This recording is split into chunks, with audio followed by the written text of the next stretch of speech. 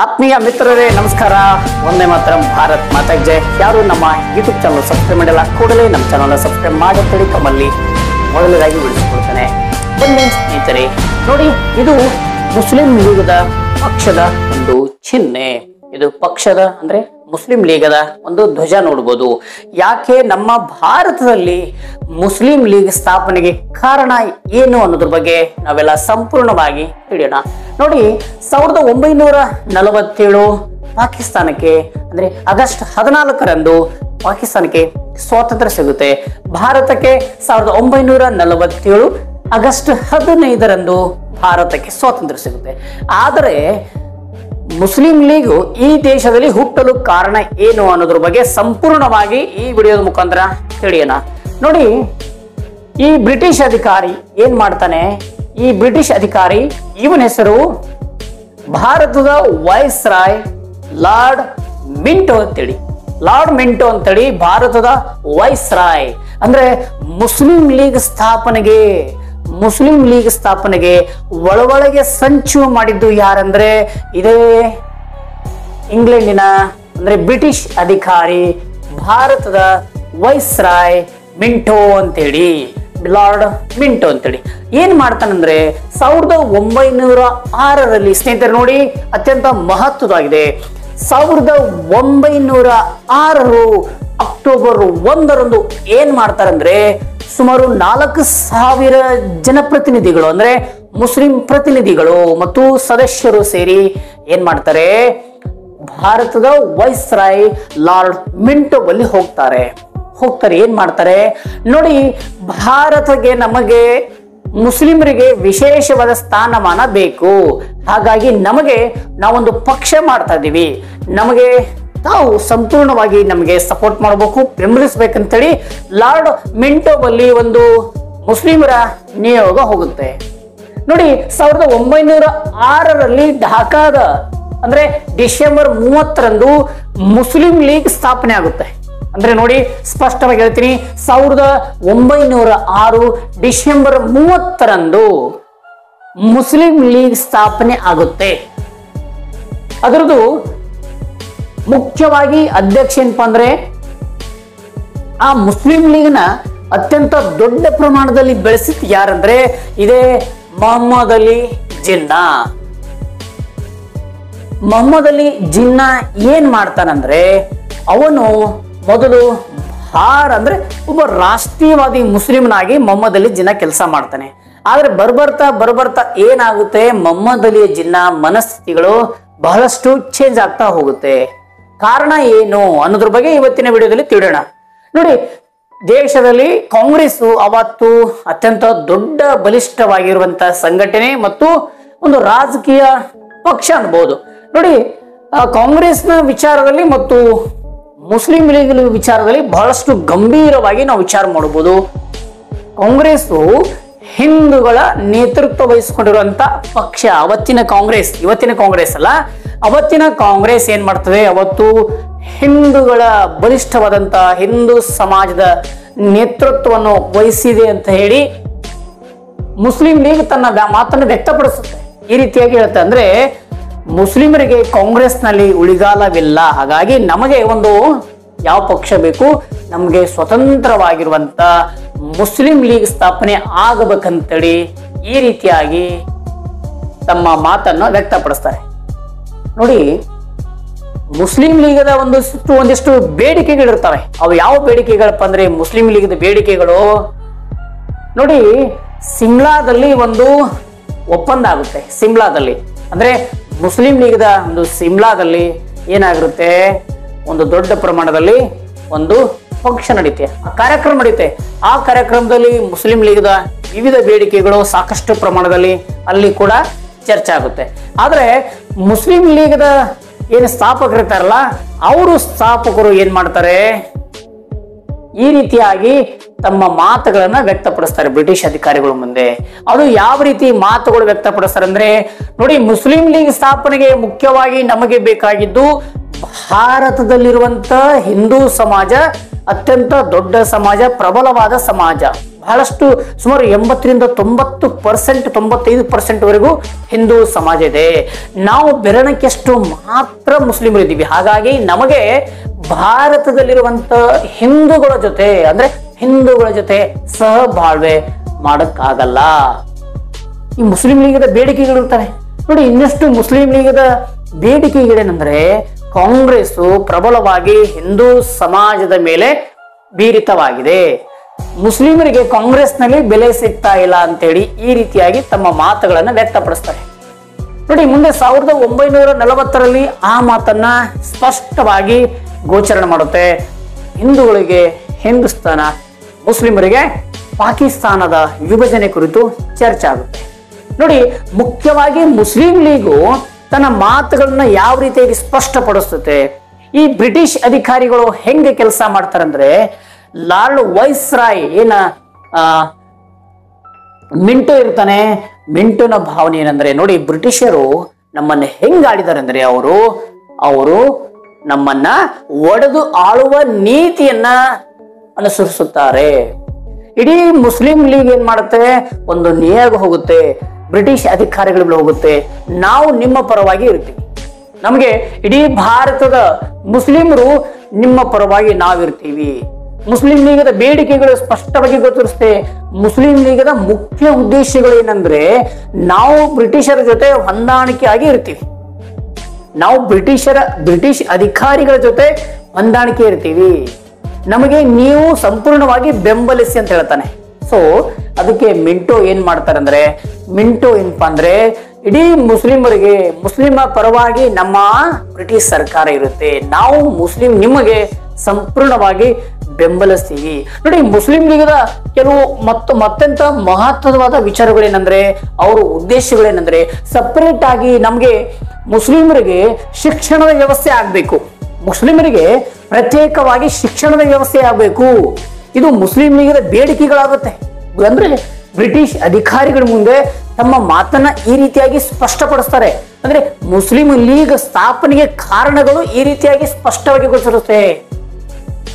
ಮುಸ್ಲಿಮರಿಗೆ ವಿಶೇಷವಾಗಿ ರಾಜಕೀಯ ಸ್ಥಾನಮಾನಗಳು ಬೇಕು ಅಂತ ಹೇಳ್ತಾರೆ ನೋಡಿ. ಇವತ್ತಿನ MLA, MP ಗಳು, ZP, TP, ಗ್ರಾಮ ಪಂಚಾಯಿತಿ, MLC ಹೀಗೆ ಹೇಗೆ ಚುನಾವಣೆಗಳಿದಾವೆ, ಈ ರೀತಿಯಾಗಿ ಅವತ್ತಿನ ಸಮಯದಲ್ಲಿ ಮುಸ್ಲಿಮರ ಜನಸಂಖ್ಯೆಯುಳ್ಳ ಪ್ರದೇಶಗಳಲ್ಲಿ ಮುಸ್ಲಿಮರಿಗೆ ಮಾತ್ರ ಮೀಸಲಾತಿ ಕಲ್ಪಿಸಬೇಕು. ಅರೆ ನೋಡಿ, ಮುಸ್ಲಿಂ ಲೀಗದ ಒಂದು ನಿಯೋಗ ಏನ್ ಹೇಳ್ತದೆ ಬ್ರಿಟಿಷ್ ಅಧಿಕಾರಿಗಳ ಮುಂದೆ, ನಮಗೆ ಪ್ರತ್ಯೇಕವಾಗಿ ಚುನಾವಣಾ ವ್ಯವಸ್ಥೆ ಇರಬೇಕು, ಮುಸ್ಲಿಮರಿಗೆ ವಿಶೇಷವಾದ ಶಿಕ್ಷಣ ವ್ಯವಸ್ಥೆ ಆಗಬೇಕು, ಮುಸ್ಲಿಮರಿಗೆ ವಿಶೇಷವಾಗಿ ಆರ್ಥಿಕ ವ್ಯವಸ್ಥೆ ನೀತಿ ತರಬೇಕು, ಮುಸ್ಲಿಮರಿಗೆ ಪ್ರತ್ಯೇಕವಾದ ಚುನಾವಣೆಯನ್ನ ನೀತಿಯನ್ನ ನಮಗೆ ಅನುಸರಿಸಬೇಕು ತರಬೇಕು ಅಂತೇಳಿ ಈ ರೀತಿಯಾಗಿ ಮುಸ್ಲಿಂ ಲೀಗ್ ತಮ್ಮ ಬೇಡಿಕೆ ಇಡುತ್ತೆ ನೋಡಿ. ಭಾರತ ಅಂದ್ರೆ ಬಹುಸಂಖ್ಯಾತವಾದ ದೇಶದಲ್ಲಿ ಅಲ್ಪಸಂಖ್ಯಾತವಾದಂತ ಮುಸ್ಲಿಮರು ತಮ್ಮ ಮುಸ್ಲಿಂ ಲೀಗದ ಮುಖಾಂತರ ಈ ರೀತಿಯಾಗಿ ಬೇಡಿಕೆಗಳನ್ನು ಇಡ್ತಾರೆ. ನಿಮ್ಗೆ ಬಹುಶಃ ಅರ್ಥ ಆಗಿರಬೇಕು, ಮುಸ್ಲಿಂ ಲೀಗದ ಮೊದಲನೇ ಬೇಡಿಕೆ ಏನಂದ್ರೆ, ಇಡೀ ದೇಶದಲ್ಲಿರುವಂತಹ ಪ್ರತಿಯೊಬ್ಬ ಭಾರತೀಯ ಮುಸ್ಲಿಮರಿಗೆ ಪ್ರತ್ಯೇಕವಾದಂತ ಶಿಕ್ಷಣ ವ್ಯವಸ್ಥೆ ಆಗಬೇಕು. ಇದು ಒಂದನೇ ಬೇಡಿಕೆ. ಆಮೇಲೆ ಎರಡನೇ ಬೇಡಿಕೆ ಏನಂದ್ರೆ, ಇಡೀ ದೇಶದಲ್ಲಿರುವಂತ ಅಲ್ಪಸಂಖ್ಯಾತವಾದಂತ ಮುಸ್ಲಿಮರಿಗೆ ರಾಜಕೀಯದಲ್ಲಿ ವಿಶೇಷವಾದ ಸ್ಥಾನಮಾನ ಆಗಬೇಕು ಅಂತೇಳಿ ಇದು ಮುಸ್ಲಿಂ ಲೀಗ್ನ ಎರಡನೇ ಬೇಡಿಕೆ. ಆಮೇಲೆ ಇನ್ನೊಂದೇನಂದ್ರೆ, ಮುಸ್ಲಿಂ ಲೀಗದ ಒಂದು ಧ್ಯೇಯ ಉದ್ದೇಶ ಏನಪ್ಪಾ ಅಂದ್ರೆ, ನಾವು ಯಾವುದೇ ಕಾರಣಕ್ಕೂ ನಿಮ್ಮ ವಿರುದ್ಧ ಹೋರಾಟ ಮಾಡಲ್ಲ, ನಾವು ನಿಮ್ಮ ಪರವಾಗಿ ಇರ್ತೀವಿ. ಅಂದ್ರೆ ಇಡೀ ದೇಶದಲ್ಲಿರುವಂತ ಪ್ರತಿಯೊಬ್ಬ ಭಾರತೀಯ ಮುಸ್ಲಿಮರಿಗೆ ನಾವು ಈ ತಿಳಿಸುವ ವ್ಯವಸ್ಥೆ ಮಾಡ್ತೀವಿ. ಬ್ರಿಟಿಷ್ ಅಧಿಕಾರಿಗಳ ವಿರುದ್ಧ ನಾವು ಎಂದೂ ಮಾಡಲ್ಲ, ನಾವು ಎಂದೂ ಪ್ರತಿಭಟನೆ ಮಾಡಲ್ಲ, ನಾವು ನಮ್ಮ ಬೇಡಿಕೆಗಳನ್ನ ಈಡೇರಿಸ್ಕೊಳ್ಳೋಕೆ ಬ್ರಿಟಿಷ್ ಅಧಿಕಾರಿಗಳ ಜೊತೆ ನಾವು ಒಳ ಒಪ್ಪಂದ ಇರ್ತೀವಿ ಅಂತ ಹೇಳಿದ್ದು ಇದೇ ಮುಸ್ಲಿಂ ಲೀಗದ ಸಿದ್ಧಾಂತ. ಸ್ನೇಹಿತರೆ ನೋಡಿ, ಮೊಹಮ್ಮದ್ ಅಲಿ ಜಿನ್ನಾ ಏನ್ ಮಾಡ್ತಾನೆ, ಮೊಹಮ್ಮದ್ ಅಲಿ ಜಿನ್ನಾ ಮೊದಲು ಮುಖ್ಯವಾಗಿ ಭಾರತದ ಸ್ವಾತಂತ್ರ್ಯ ಹೋರಾಟಗಾರರಾದಂತ ರಾಷ್ಟ್ರಪಿತ ಮಹಾತ್ಮ ಗಾಂಧೀಜಿಯವರ ಜೊತೆ ಚೆನ್ನಾಗಿರ್ತಾರೆ. ಅವರು ಮಹಾತ್ಮ ಗಾಂಧೀಜಿಯವರ ಪ್ರಭಾವದಿಂದ ಅವರು ಸ್ವಾತಂತ್ರ್ಯದ ಚಳುವಳಿಯಲ್ಲಿ ತುಂಬ್ಕೋತಾರೆ. ಆದ್ರೆ ಅವರು ಏನ್ ಮಾಡ್ತಾರೆ, ಕೆಲ ದಿನಗಳ ನಂತರ ಏನ್ ಮಾಡ್ತಾರೆ, ಗಾಂಧೀಜಿಯವರ ಜೊತೆ ಸೇರಿ ನಾನೊಬ್ಬ ರಾಷ್ಟ್ರ ನಾಯಕ ಆಗಬೇಕು, ನಾನೊಬ್ಬ ಮುಸ್ಲಿಮರ ನಾಯಕನ ಆಗಬೇಕು ಅಂತೇಳಿ ಮೊಹಮ್ಮದ್ ಅಲಿ ಜಿನ್ನಾನವರ ತಲೆಯಲ್ಲಿ ಈ ರೀತಿ ಭಾವನೆ ಇರುತ್ತೆ. ಆದ್ರೆ ಅದು ಗಾಂಧೀಜಿಯವರ ಮುಂದೆ ನಡೆಯಲ್ಲ. ಆದ್ರೆ ಗಾಂಧಿ ಶಪಥ ಮಾಡ್ತಾನೆ, ಮೊಹಮ್ಮದ್ ಅಲಿ ಜಿನ್ನಾ, ನಾನು ಮುಸ್ಲಿಮರ ನಾಯಕ, ನಮಗೆ ಪ್ರತ್ಯೇಕವಾದಂತ ರಾಷ್ಟ್ರ ಬೇಕು, ಅದು ಪಾಕಿಸ್ತಾನ ಬೇಕು ಅಂತೇಳಿ ತಮ್ಮ ಮಾತುಗಳನ್ನ ಈ ರೀತಿಯಾಗಿ ಮುಂದುವರಿಸ್ತಾರೆ. ನೋಡಿ, ಮುಸ್ಲಿಂ ಲೀಗಿನ ಬೇಡಿಕೆಗಳು ಇನ್ನಷ್ಟು ನೋಡ್ಬೋದು. ಮೊದಲನೇದಾಗಿ ಮುಸ್ಲಿಮರ ಪರವಾಗಿ ಇದ್ದಂತ ಮುಸ್ಲಿಂ ಲೀಗು ಮುಂದೆ 1937ರಲ್ಲಿ ಸ್ಪಷ್ಟಗೊಂಡು ಕೊಡುತ್ತೆ.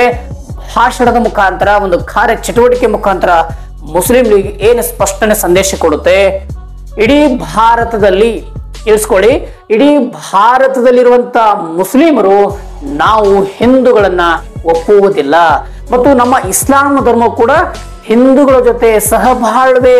ನೋಡಿ ಸ್ನೇಹಿತರೆ, ನಿಮ್ಗೆ ಅರ್ಥ ಆಗಿರ್ಬೋದು, ಮುಸ್ಲಿಂ ಲೀಗದ ಸ್ಪಷ್ಟ ಸಂದೇಶ ಕೊಡ್ತಾರೆ. 1937ರಲ್ಲಿ ಸ್ಪಷ್ಟ ಸಂದೇಶ ಕೊಡ್ತಾರೆ, ನಮಗೆ ಹಿಂದೂಗಳ ಜೊತೆ ಬದುಕಕ್ಕೆ ಆಗಲ್ಲ, ನಮಗೆ ಪ್ರತ್ಯೇಕವಾದ ರಾಷ್ಟ್ರ ಬೇಕು, ಅದು ಪಾಕಿಸ್ತಾನ ನಿರ್ಮಾಣ ಆಗ್ಬೇಕು. ಪೂರ್ವ ಪಾಕಿಸ್ತಾನ ಮತ್ತು ಪಶ್ಚಿಮ ಪಾಕಿಸ್ತಾನ ಪ್ರದೇಶಗಳು, ಅಂದ್ರೆ ಇಲ್ಲಿ ಬಹುಸಂಖ್ಯಾತವಾದಂತ ಮುಸ್ಲಿಮರಿದ್ದಾರೆ, ಇಂಥ ಜಾಗ, ಈ ದೇಶ ನಮಗೆ ಬೇಕು ಅಂತೇಳಿ ಮೊಹಮ್ಮದ್ ಅಲಿ ಜಿನ್ನಾ ಹಠ ಮಾಡ್ತಾನೆ, ಜಿದ್ದು ಮಾಡ್ತಾನೆ. ಪಾಕಿಸ್ತಾನ ಮತ್ತು ಪೂರ್ವ ಪಾಕಿಸ್ತಾನ, ಪಶ್ಚಿಮ ಪಾಕಿಸ್ತಾನ ಅಂತೇಳಿ ಎರಡು ಭಾಗಗಳನ್ನು ನಮಗೆ ಬಿಟ್ಕೊಡ್ಬೇಕು. ಅಂದ್ರೆ ಇಲ್ಲಿ ಬಹುಸಂಖ್ಯಾತವಾದ ಮುಸ್ಲಿಮರು ಈ ಪ್ರದೇಶದಲ್ಲಿ ಇದ್ದಾರೆ, ಹಾಗಾಗಿ ಆ ಇಡೀ ಪ್ರದೇಶ ನಮ್ಗಾಗ್ಬೇಕು, ಅಂದ್ರೆ ಮುಸ್ಲಿಮರ ಸಾಮ್ರಾಜ್ಯ ಆಗ್ಬೇಕು, ಮುಸ್ಲಿಮರ ದೇಶ ಆಗ್ಬೇಕು, ನಾವು ಮುಸ್ಲಿಮರ ದೇಶ ಕಟ್ತೀವಿ, ಸ್ವತಂತ್ರ ರಾಷ್ಟ್ರವನ್ನ ನಾವು ಮಾಡ್ಕೋತೀವಿ ಅಂತ ಹೇಳಿದ್ದು ಇದೇ ಮಹಾತ್ಮ ಗಾಂಧೀಜಿ ಮುಂದ್ಗಡೆ ಹೇಳಿದ ವ್ಯಕ್ತಿಗಳು ಯಾರಂದ್ರೆ ಮೊಹಮ್ಮದ್ ಅಲಿ ಜಿನ್ನಾ. ಮುಸ್ಲಿಂ ಲೀಗದ ಒಬ್ಬ ನಾಯಕನಾಗಿ ಸ್ಪಷ್ಟವಾಗಿ ಅವನು ತಲೆ ಎತ್ತಿರ್ತಾರೆ. ನೋಡಿ ಸ್ನೇಹಿತರೆ, ಮುಸ್ಲಿಂ ಲೀಗ್ ಮೊದಲು ಏನಾಗುತ್ತೆ, ತನ್ನ ಉದ್ದೇಶ ಬೇರೆ ಇರುತ್ತೆ. 1906ರಲ್ಲಿ ಮುಸ್ಲಿಂ ಲೀಗು ಯಾವ ರೀತಿಯಾಗಿರುತ್ತೆ, ಪ್ರತ್ಯೇಕತೆಯಿಂದಲೇ ಹುಟ್ಟಿಕೊಂಡಂತ ಪಕ್ಷ ಯಾವುದಂದ್ರೆ ಅದು ಮುಸ್ಲಿಂ ಲೀಗು. ನಮ್ಗೆ ಸಪರೇಟ್ ಚುನಾವಣೆ ನೀತಿ ಬೇಕು, ನಮ್ಗೆ ಸಪರೇಟ್ ಶಿಕ್ಷಣದ ವ್ಯವಸ್ಥೆ ಬೇಕು, ನಮ್ಗೆ ಸಪರೇಟ್ ಆಗಿ ಮುಸ್ಲಿಮರ ಶಾಸಕರ ಸ್ಥಾನಮಾನ ಹೊಂದಬೇಕು, ಮತ್ತೆ ಇನ್ನು ಸಪರೇಟ್ ಆಗಿ ನೋಡಿ ಮುಸ್ಲಿಂ ಲೀಗದ ಬೇಡಿಕೆಗಳು ಬಹಳಷ್ಟು ಇದಾವೆ. ನೋಡಿ, ಮುಖ್ಯವಾಗಿ ಮುಸ್ಲಿಂ ಲೀಗದ ಬೇಡಿಕೆಗಳಂದ್ರೆ ಮುಸ್ಲಿಮರಿಗಾಗಿ ಸಪರೇಟ್ ವಿಶ್ವವಿದ್ಯಾಲಯ ಆಗಬೇಕು ಮತ್ತು ಬ್ರಿಟಿಷ್ ಸರ್ಕಾರದಲ್ಲಿ ಮುಸ್ಲಿಮರಿಗೆ ವಿಶೇಷವಾದ ಸ್ಥಾನಮಾನ ನೀಡಬೇಕಂತೇಳಿ ಈ ಮುಸ್ಲಿಂ ಲೀಗದ ಬೇಡಿಕೆಗಳು ಈ ರೀತಿಯಾಗಿ ಸ್ಪಷ್ಟವಾಗುತ್ತೆ. ಸ್ನೇಹಿತರೆ ನೋಡಿ, ಮುಸ್ಲಿಂ ಲೀಗ್ ತನ್ನ ಪ್ರತಿಯೊಂದು ಬೇಡಿಕೆಗಳು ಮುಸ್ಲಿಮರ ಪರವಾಗಿ ಇರುತ್ತೆ, ಅಂದ್ರೆ ಪ್ರತ್ಯೇಕವಾಗಿ ಇರಬೇಕು.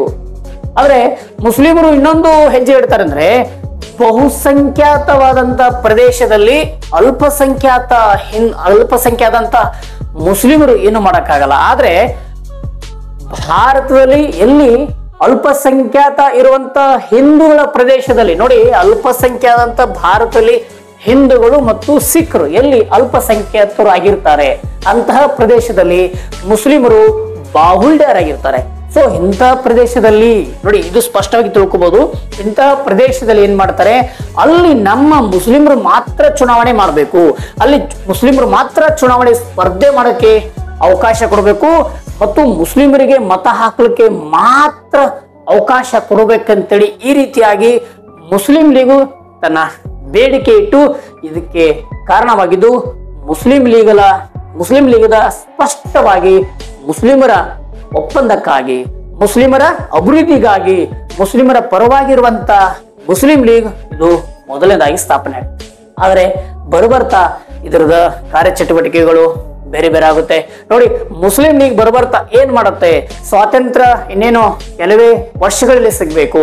1947 ಆಗಸ್ಟ್ 15ಕ್ಕೆ ಭಾರತಕ್ಕೆ ಸ್ವಾತಂತ್ರ್ಯ ಸಿಗುವುದಕ್ಕಿಂತ ಮುಂಚೆ ಏನಾಗುತ್ತೆ, ಬಂಗಾಳದಲ್ಲಿ ಏನಾಗುತ್ತೆ ನೋಡಿ, ಬಂಗಾಳದಲ್ಲಿ ಹಿಂದೂಗಳ ನರಮೇದಾಗುತ್ತೆ. ಡೈರೆಕ್ಟ್ ಆಕ್ಷನ್ ಡೇದಲ್ಲಿ ಸುಮಾರು 5,000 ಹಿಂದೂಗಳ ನರಮೇದಾಗುತ್ತೆ. ಸ್ನೇಹಿತರೆ ನೋಡ್ಬೋದು, ಬಂಗಾಳದಲ್ಲಿ ಏನಾಗುತ್ತೆ, ಮೊಹಮ್ಮದ್ ಅಲಿ ಜಿನ್ನಾ ಕರೆ ಕೊಡ್ತಾನೆ, ಮೊಹಮ್ಮದ್ ಅಲಿ ಜಿನ್ನಾ ಏನ್ ಕರೆ ಕೊಡ್ತಾನೆ ಅಂದ್ರೆ ಡೈರೆಕ್ಟ್ ಆಕ್ಷನ್ ಡೇ. ಮುಸ್ಲಿಮರು ದೇಶಕ್ಕಾಗಿ, ನಮಗೆ ಸ್ವತಂತ್ರ ದೇಶಕ್ಕಾಗಿ ತಮ್ಮ ರಕ್ತವನ್ನು ಕೊಟ್ಟು ನಾವು ಸ್ವಾತಂತ್ರ್ಯ ಪಡಿಬೇಕಂತೇಳಿ ಮೊಹಮ್ಮದ್ ಅಲಿ ಜಿನ್ನಾ ಘೋಷಣೆ ಮಾಡ್ತಾನೆ. ಬಹುಸಂಖ್ಯಾತ ಇರುವಂತ ಮುಸ್ಲಿಮರ ಪ್ರದೇಶದಲ್ಲಿ ಅಲ್ಪಸಂಖ್ಯಾತ ಇರುವಂತ ಹಿಂದೂಗಳ ಪರಿಸ್ಥಿತಿ ಅತ್ಯಂತ ಘೋರ ಪ್ರಮಾಣ. ನೋಡಿ, ಬಂಗಾಳದ ವಿಭಜನೆ ಬಂಗಾಳದಲ್ಲಿ ಹೇಗೆ ಪ್ರಾರಂಭವಾಗುತ್ತೆ ಅಂದ್ರೆ ಹಿಂದೂ ಮುಸ್ಲಿಂ ಗಲಾಟೆಗಳು ಅತ್ಯಂತ ಹೆಚ್ಚಿನ ಪ್ರಮಾಣದಲ್ಲಿ ಅಲ್ಲಿ ಕಾರ್ಯಗತವಾಗುತ್ತೆ. ಸ್ನೇಹಿತರೆ ನೋಡಬಹುದು, ಮುಸ್ಲಿಂ ಲೀಗದ ಮೊಹಮ್ಮದ್ ಅಲಿ ಜಿನ್ನಾ ತನ್ನ ಮಾತುಗಳನ್ನ ಯಾವ ರೀತಿಯಾಗಿ ಸ್ಪಷ್ಟಪಡಿಸ್ತಾರೆ. ಪ್ರತ್ಯೇಕವಾಗಿ ಚುನಾವಣಾ ವ್ಯವಸ್ಥೆ, ಪ್ರತ್ಯೇಕವಾಗಿ ಶಿಕ್ಷಣದ ವ್ಯವಸ್ಥೆ ಬೇಡ್ತಾ ಮುಂದೆ ಪ್ರತ್ಯೇಕವಾದ ದೇಶ ಅಂದ್ರೆ ಪಾಕಿಸ್ತಾನ ಬೇಕು ನಮಗೆ. ಪೂರ್ವ ಪಾಕಿಸ್ತಾನ ಮತ್ತು ಪಶ್ಚಿಮ ಪಾಕಿಸ್ತಾನ, ನಮಗೆ ಈ ಪ್ರದೇಶಗಳು ನಮಗೆ ಪಾಕಿಸ್ತಾನ ಅಂತ ನಾವು ಕರಿತೀವಿ. ಈ ಪ್ರದೇಶ ನಮಗೆ ಮುಸ್ಲಿಮರ ರಾಷ್ಟ್ರ ಮಾಡ್ಕೋತೀವಿ, ನಮಗೆ ಸ್ವತಂತ್ರವಾದ ದೇಶ ಬೇಕು ಅಂತ ಹೇಳಿ ಮೊಹಮ್ಮದ್ ಅಲಿ ಜಿನ್ನಾ ಈ ರೀತಿಯಾಗಿ ಬ್ರಿಟಿಷ್ ಅಧಿಕಾರಿಗಳ ಮುಂದೆ ವ್ಯಕ್ತಪಡಿಸ್ತಾನೆ. ನೋಡಿ, ಮೊಹಮ್ಮದ್ ಅಲಿ ಜಿನ್ನಾ ಏನ್ ಹೇಳ್ತಾರೆ, ಭಾರತದಲ್ಲಿ ಬಹುಸಂಖ್ಯಾತ ಹಿಂದೂಗಳ ವೇಷಭೂಷಣಗಳು ಮತ್ತು ಅವರ ನಡವಳಿಕೆ ಮತ್ತು ಅವರ ಪೂಜೆ ಪುನಸ್ಕಾರಗಳು ವಿಭಿನ್ನವಾಗಿದೆ. ಭಾರತದಲ್ಲಿರುವಂತಹ ಅಲ್ಪಸಂಖ್ಯಾತವಾದಂತ ಮುಸ್ಲಿಮರ ಪ್ರಾರ್ಥನೆ, ಮುಸ್ಲಿಮರ ಸಮವಸ್ತ್ರ, ಮುಸ್ಲಿಮರ ಉಪಚಾರ, ಮುಸ್ಲಿಮರ ಊಟದ ಪದ್ಧತಿ ವಿಭಿನ್ನವಾಗಿದೆ. ನಮ್ಮ ಇಸ್ಲಾಂ ಧರ್ಮ ಏನ್ ಹೇಳುತ್ತೆ, ಹಿಂದೂಗಳ ಜೊತೆ ಸಹಬಾಳ್ವೆ ಹೊಂದಕ್ಕೆ ಆಗೋದಿಲ್ಲ, ಅದಕ್ಕೆ ನಮಗೆ ಪಾಕಿಸ್ತಾನ ಬೇಕು. ಮುಸ್ಲಿಮರವಾಗಿ ಸ್ವತಂತ್ರವಾಗಿ ನಾವಿರ್ಲಿಕ್ಕೆ ಮುಸ್ಲಿಮರಿಗೆ ವಿಶೇಷವಾದಂತ ರಾಷ್ಟ್ರ ಬೇಕು ಅಂತೇಳಿ ಮುಸ್ಲಿಂ ಲೀಗು ಪ್ರತ್ಯೇಕತೆಯನ್ನು ಘೋಷಣೆ ಮಾಡುತ್ತೆ. ಭಾರತ ಛಿದ್ರ ಆಗುತ್ತೆ. ಸ್ನೇಹಿತರೆ ನೋಡಬಹುದು, ಮುಸ್ಲಿಂ ಲೀಗು ತನ್ನ ಕರಾಳ ಇತಿಹಾಸವನ್ನ ಸೃಷ್ಟಿ ಮಾಡುತ್ತೆ. ಯಾವ ರೀತಿ ಸೃಷ್ಟಿ ಮಾಡುತ್ತೆ ಅಂದ್ರೆ, ಅದು ದೇಶದ ವಿಭಜನೆ ಮುಖಾಂತರ ಮುಸ್ಲಿಂ ಲೀಗು ಒಂದು ಉದ್ದೇಶ ಪೂರ್ವಕವಾಗಿ ರಚನೆಯಾದಂತ, ಉದ್ದೇಶ ಪೂರ್ವಕವಾಗಿ ಒಂದು ಸ್ಥಾಪನೆಗೊಂಡಂತ ಮುಸ್ಲಿಂ ಲೀಗ್ ಸಂಘಟನೆ, ಮುಸ್ಲಿಂ ಲೀಗ್ ಪಕ್ಷ ಈ ರೀತಿಯಾಗಿ ಭಾರತದಲ್ಲಿ ಕಾರ್ಯಚಟುವಟಿಕೆ ಮಾಡುತ್ತೆ. ಅಂದ್ರೆ ಪ್ರತ್ಯೇಕತವಾದ, ನಮಗೆ ಶಿಕ್ಷಣದಲ್ಲಿ, ರಾಜಕೀಯದಲ್ಲಿ ಪ್ರತಿಯೊಂದು ಕೂಡ ಪ್ರತ್ಯೇಕತೆ ಬೇಡಿದಂತ ಮುಸ್ಲಿಂ ಲೀಗ್ ಮುಂದೆ ಭಾರತ ಮತ್ತು ಪಾಕಿಸ್ತಾನ ಪ್ರತ್ಯೇಕ ರಾಷ್ಟ್ರಗಳು ಆಗ್ಬೇಕಂತ ಕೂಗು ಬರುತ್ತೆ. ಅದಕ್ಕೆ ಕೆಲ ಬ್ರಿಟಿಷ್ ಅಧಿಕಾರಿಗಳು ಮೊದಲು ಒಪ್ಪೋದಿಲ್ಲ ಮತ್ತು ಮಹಾತ್ಮ ಗಾಂಧೀಜಿಯವರು ಕೂಡ ಈ ಮುಸ್ಲಿಂ ಲೀಗದ ಪ್ರತ್ಯೇಕ ರಾಷ್ಟ್ರದ ಕುರಿತು ಅವರ ವಿಚಾರಗಳು ಬೇರೆ ಇರುತ್ತೆ. ಆದರೆ ಮುಂದೆ ಮೊಹಮ್ಮದ್ ಅಲಿ ಜಿನ್ನಾನ ಮಾತಿಗೆ ಮತ್ತು ಮುಸ್ಲಿಮರು ಇಡೀ ದೇಶದಲ್ಲಿ ಗಲಭೆ ಸೃಷ್ಟಿ ಮಾಡ್ತಾರೆ. ಮೊಹಮ್ಮದ್ ಅಲಿ ಜಿನ್ನಾ ಮುಸ್ಲಿಂ ಲೀಗದ ಕೆಲವು ಸಂಘಟನೆ ಸದಸ್ಯರು ಏನ್ ಮಾಡ್ತಾರೆ, ಪಕ್ಷದ ಸಂಘಟನೆ ಸದಸ್ಯರು ದೇಶದ ಮೂಲೆಯಲ್ಲಿ ಬಂಗಾಳ ಪ್ರಾಂತ್ಯದಲ್ಲಿ ಗಲಭೆಯನ್ನು ಸೃಷ್ಟಿ ಮಾಡ್ತಾರೆ. ಹೀಗೆ ಹಿಂದೂ ಮುಸ್ಲಿಂಗಳು ಹಿಂದೂ ಮುಸ್ಲಿಂ ಗಲಾಟೆಗಳು ಇಡೀ ದೇಶದಲ್ಲೇ ವ್ಯಾಪಿಸುತ್ತೆ. ಹೀಗೆ ಮನಗಂಡಂತ ಸರ್ದಾರ್ ವಲ್ಲಭಾಯ್ ಪಟೇಲ್, ನೆಹರು ಅವರು ಮತ್ತು ಮಹಾತ್ಮ ಗಾಂಧೀಜಿಯವರು ಮುಸ್ಲಿಂ ಲೀಗರ ಅಧ್ಯಕ್ಷರಾದಂತ ಮೊಹಮ್ಮದ್ ಅಲಿ ಜಿನ್ನಾರ ಮಾತಿಗೆ ಒಪ್ಪಿ ಭಾರತ ಪ್ರತ್ಯೇಕತೆಗೆ ಅಂದ್ರೆ ಭಾರತ ಹಿಂದೂಗಳಿಗೆ, ಪಾಕಿಸ್ತಾನ ಮುಸ್ಲಿಮರಿಗೆ ಅಂತೇಳಿ ಈ ರೀತಿಯಾಗಿ ತಮ್ಮ ಮಾತುಗಳನ್ನು ಸ್ಪಷ್ಟೀಕರಣ ಮಾಡಿ ತಮ್ಮ ಮಾತುಗಳನ್ನ ವ್ಯಕ್ತಪಡಿಸ್ತಾರೆ. ಹೀಗೆ ಭಾರತ ಮತ್ತು ಪಾಕಿಸ್ತಾನ ವಿಭಜನೆಗೆ ಮುಖ್ಯ ಕಾರಣ ಇದೇ ಮೊಹಮ್ಮದ್ ಅಲಿ ಜಿನ್ನಾ. ಈ ಮೊಹಮ್ಮದ್ ಅಲಿ ಜಿನ್ನಾ ತನ್ನ ಮುಸ್ಲಿಂ ಲೀಗದ ಪ್ರತ್ಯೇಕತೆವಾದ ಈ ರೀತಿಯಾಗಿ ಇಡೀ ದೇಶದಲ್ಲಿ ಹರಡುತ್ತೆ. ಹೀಗೆ ಪಾಕಿಸ್ತಾನ ಮತ್ತು ಭಾರತ ವಿಭಾಗ ಆಗುತ್ತೆ. ಆ ವಿಭಾಗ ಆಗಕ್ಕೆ ಕಾರಣ ಯಾವ ಪಕ್ಷಪ್ಪ ಅಂದ್ರೆ ಇಡೀ ದೇಶದಲ್ಲಿ ಮುಸ್ಲಿಂ ಲೀಗ್ ಪಕ್ಷ. ಹೀಗೆ ಮುಸ್ಲಿಂ ಲೀಗದ ಆ ದುರಾಲೋಚನೆ, ಮುಸ್ಲಿಂ ಲೀಗದ ಕ್ರೌರ್ಯಗಳು ಈ ದೇಶದಲ್ಲಿ ನಡೀತಾ ಹೋಗುತ್ತೆ. ಹೀಗೆ ಪಾಕಿಸ್ತಾನ ಉದಯವಾಯಿತು.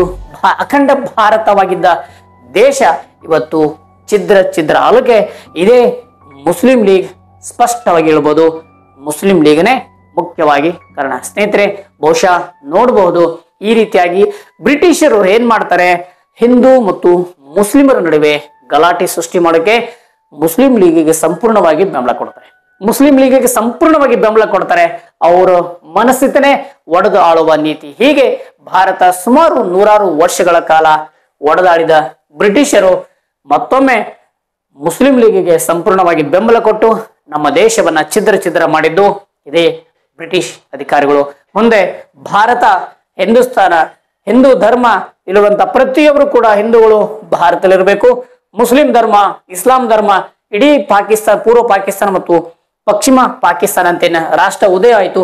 ಈ ಉದಯವಾದಂತ ದೇಶದಲ್ಲಿ ಇರಬೇಕಂತ ಘೋಷಣೆ ಆಗುತ್ತೆ. ಆದ್ರೆ ಭಾರತದಲ್ಲಿರುವಂತ ಜಾತ್ಯತೀತ ಪದ್ಧತಿ, ಪಾಕಿಸ್ತಾನದಲ್ಲಿರುವಂತ ಇಸ್ಲಾಂ ಪದ್ಧತಿ ವಿಭಿನ್ನವಾಗಿ ಕಾರ್ಯರೂಪಕ್ಕೆ ಬರುತ್ತೆ. ಭಾರತ ಜಾತ್ಯತೀತ ರಾಷ್ಟ್ರ ಆಗುತ್ತೆ, ಪಾಕಿಸ್ತಾನ ಇಸ್ಲಾಮಿಕ ರಾಷ್ಟ್ರವಾಗಿ ಆಗುತ್ತೆ. ಇದು ಹಿಂದೂಗಳ ದುರ್ದೈವ.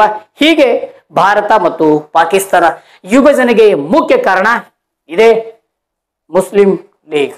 1906 ಡಿಸೆಂಬರ್ 30ರಂದು ಈಗಿನ ಬಾಂಗ್ಲಾದೇಶದ ಢಾಕಾದಲ್ಲಿ ಈ ಪಕ್ಷ ಉದಯಿಸುತ್ತೆ. ಹೀಗೆ ಮುಸ್ಲಿಂ ಲೀಗದ ಕರಾಳ ಇತಿಹಾಸ ನಾವೆಲ್ಲ ನೋಡ್ಬೋದು. ಸ್ನೇಹಿತರೆ, ಈ ವಿಡಿಯೋ ಇಷ್ಟ ಆದ್ರೆ ದಯವಿಟ್ಟು ಲೈಕ್ ಮಾಡಿ, ಶೇರ್ ಮಾಡಿ, ಕಮೆಂಟ್ ಮಾಡಿ. ತಪ್ಪದೆ ತಮ್ಮ ಅಭಿಪ್ರಾಯವನ್ನು ತಿಳಿಸ್ಬೇಕಂತೇಳಿ ತಮ್ಮಲ್ಲಿ ವಿನಿಸ್ಕೊಳ್ತೇನೆ. ಮತ್ತೆ ಮುಂದಿನ ವಿಡಿಯೋದಲ್ಲಿ ಸಿಗೋಣ. ಅಲ್ಲಿವರೆಗೂ ನಮಸ್ಕಾರ. ಜೈ ಹಿಂದ್.